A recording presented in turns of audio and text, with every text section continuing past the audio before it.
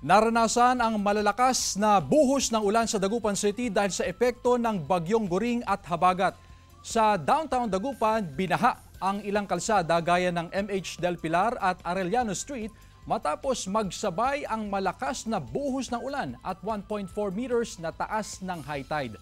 Tuloy pahirapan ang pagdaan ng mga light vehicles lalo na sa mga lugar na may road construction.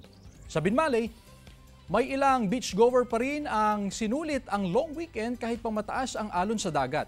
Pero babala ng Philippine Coast Guard, umiiral ang no swimming policy dahil sa masamang panahon. Hindi rin pinayagang lumaot ang mga maliliit na bangkang pangisda.